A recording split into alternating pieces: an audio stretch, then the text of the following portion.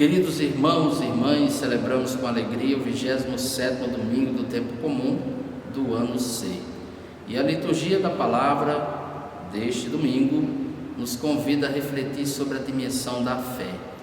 Nós sabemos que a fé é uma virtude teologal. Nós temos 3 virtudes teologais: fé, esperança e caridade. Todas estas virtudes precisam serem alimentadas. E nós precisamos sempre alimentar a nossa fé. A primeira leitura do livro do profeta Abacuque nos mostra uma realidade onde o profeta demonstra que é preciso ter muita fé em Deus para superar a opressão, para superar as injustiças.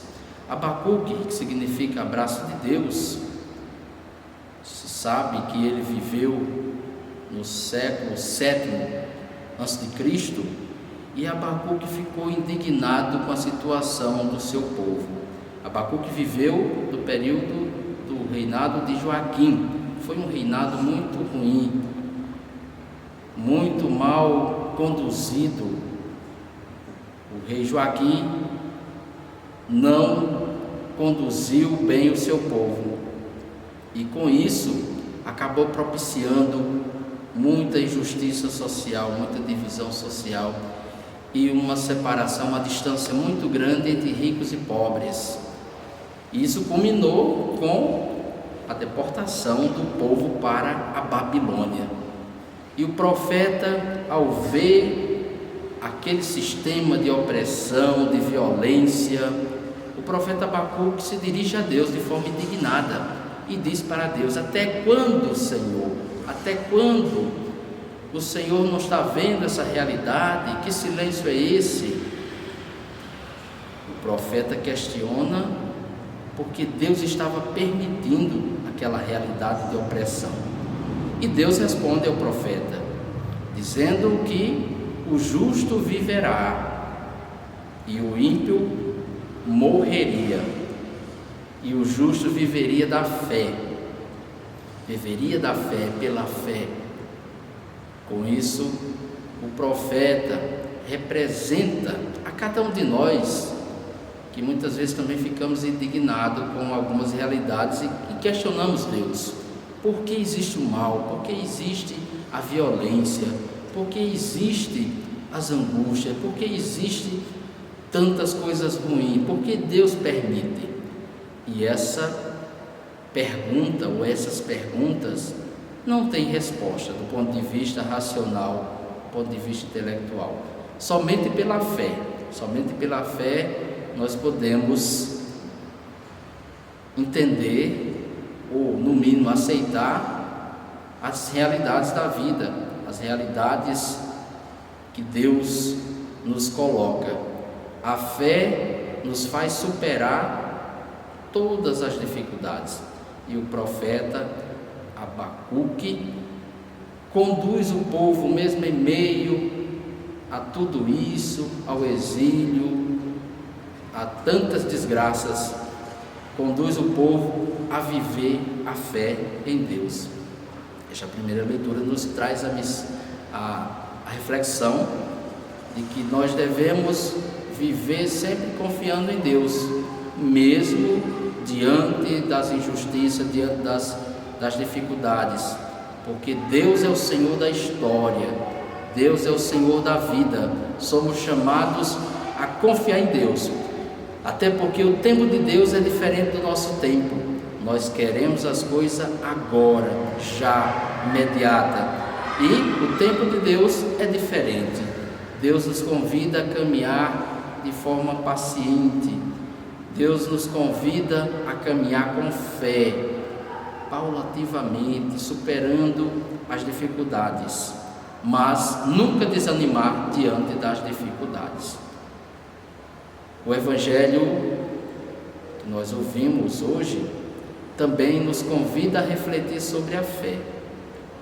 Os discípulos chegam para Jesus e perguntam, ou melhor, partilham que depois de tudo aquilo que Jesus ensinou, eles sabendo que a vida seria árdua, porque Jesus os convidou a seguir, mas mostrou que é um caminho de cruz, que é um caminho de dificuldade. É preciso superar os apegos aos bens materiais, ao dinheiro, a tudo. Então os discípulos logo sentiram o peso de que a missão não seria nada fácil. Então eles pediram a Jesus que aumentasse a fé deles. Aumentai a nossa fé. E aí surge o questionamento: será que é Deus que aumenta a nossa fé? Será que Deus aumenta a nossa fé, ou Ele nos dá instrumento amparado para que possamos alimentar a nossa fé? Porque a fé é uma virtude teologal. Deus já nos dá todas as condições de viver a fé. Nós já nascemos com essa predisposição, e o batismo nos faz pessoas potencialmente a crescerem na fé, na santidade.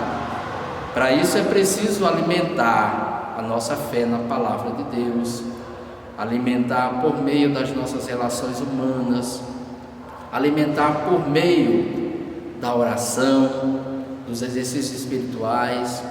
É preciso alimentar a nossa fé sempre mais e mais. Jesus convida os discípulos a caminharem firmes na fé, renunciando os bens materiais, renunciando muitas vezes as suas ideias culturais, os seus desejos culturais, e nos convida a também superar essas dificuldades, nos convida a superar o mal. O Evangelho nos ensina que a fé, essa virtude teologal, ela não cresce da noite para o dia. São as experiências humanas, assim uma relação entre os namorados, noivos, um casamento. A relação amorosa, ela não cresce, ela não surge da noite para o dia. É preciso conhecer.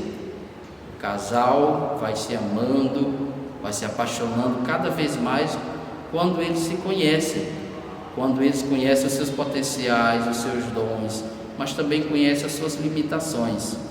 Da mesma forma é a fé, da mesma forma são nossas relações humanas, a nossa relação com Deus. Quanto mais conhecemos Deus, quanto mais conhecemos a graça de Deus, mais nós nos tornamos íntimos de Deus, e assim a nossa fé vai crescendo, vai alimentando-se cada vez mais dessa relação com Deus, intimidade com Deus. Então foi nessa relação de intimidade com Cristo que os discípulos foram crescendo na fé, a partir da experiência com o ressuscitado, a partir de Pentecostes, eles passaram a assumir a fé com amor. Depois, no finalzinho do Evangelho, Jesus ensina aos discípulos que todo o seu trabalho, toda a sua vida, toda a sua jornada, toda a missão vivenciada por eles e também por todos nós, tudo isso é fruto de uma missão, de uma dedicação, mas tudo isso faz parte da vocação de cada um de nós. Assim nós podemos fazer a comparação de um pé de árvore, digamos um pé de laranja. Qual seria a vocação do pé de laranja? Crescer e produzir boas laranjas. Mas crescer e produzir boas laranjas, isto faz parte da missão daquele pé de laranja. Assim também é a nossa missão, é a nossa vocação. Tudo que nós fazemos, tudo que nós nos dedicamos a Deus, a Cristo, por meio do nosso trabalho, da nossa doação na igreja, na sociedade, tudo isso faz parte da nossa não obrigação, mas da nossa natureza, porque está no nosso DNA, na nossa vocação, a missão de servir. Por isso, no finalzinho do Evangelho, Jesus diz que tudo aquilo que os discípulos fazem, toda a sua missão, aquilo ali é normal, é natural. E aí Jesus diz que os discípulos, e diz a cada um de nós, que somos servos inúteis. Ou seja, Deus não precisa de nós, Deus não precisa da nossa ação, dos nossos trabalhos.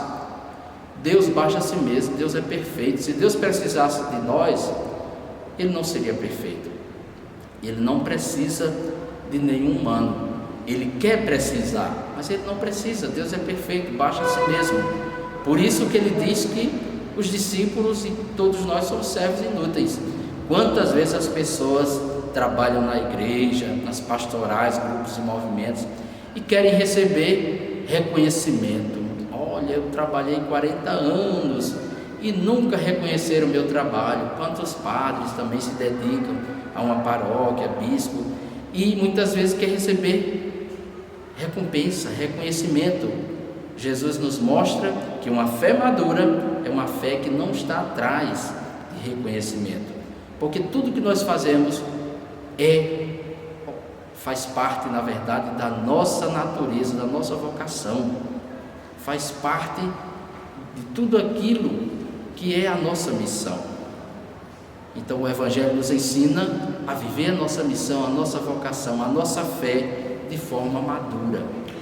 A segunda leitura, São Paulo se dirige a Timóteo, na segunda carta a Timóteo, dizendo que somos chamados a reavivar esse dom que nós recebemos, a graça de Deus, e superar as dificuldades, porque Deus nos deu um espírito de fortaleza e não de timidez. Por isso não devemos dizer que não somos capazes, que não podemos. Por isso é preciso termos consciência que temos capacidade, temos sim disponibilidade e temos dons, talentos para cumprir a missão que Deus nos confiou. São Paulo, ao se dirigir à comunidade de Timóteo, se dirige deixando bem claro que é preciso viver os valores cristãos, resgatar e reanimar a vida cristã, a fé, e superar todas as dificuldades, viver como verdadeiros cristãos, seguidores, imitadores de Cristo, e assim chegaremos à santidade, assim chegaremos à vivência de uma fé madura, de uma fé genuína. Portanto, caríssimos irmãos e irmãs, que possamos viver a nossa fé com amor, com dedicação, e neste dia em que iremos votar, vamos pedir a Deus que ilumine a mente dos brasileiros, para que possa escolher bem pessoas comprometidas com a vida, comprometidas com as classes desfavorecidas, com os mais pobres. Que Deus possa iluminar os cidadãos brasileiros para escolher bem os deputados que irão representar o povo, os senadores, governadores e o presidente, que possa de fato conduzir bem essa nação, possa conduzir com amor e possa governar para todos e não para um grupo de privilegiados, e não para um grupo pequeno que detém o maior poder desse país. Que Deus possa iluminar os brasileiros e que possa escolher com sabedoria os candidatos que irão governar e administrar o nosso tesouro, que é esse país. Eles são nossos empregados, eles estão ali para governar para todos e não para um grupo de privilegiados, e virar as costas para as pessoas mais necessitadas, para os vulneráveis, para aqueles que não têm vez e não têm voz na sociedade. Que Deus ilumine a mente dos nossos irmãos e irmãs brasileiros, e que Deus nos conceda a graça de termos bons governantes comprometidos com os mais necessitados, comprometidos com toda esta nação, e que possa governar com sabedoria, com amor, com justiça, propiciando assim a igualdade e superando todo preconceito, superando todo o mal que há na nossa sociedade. Louvado seja nosso Senhor Jesus Cristo.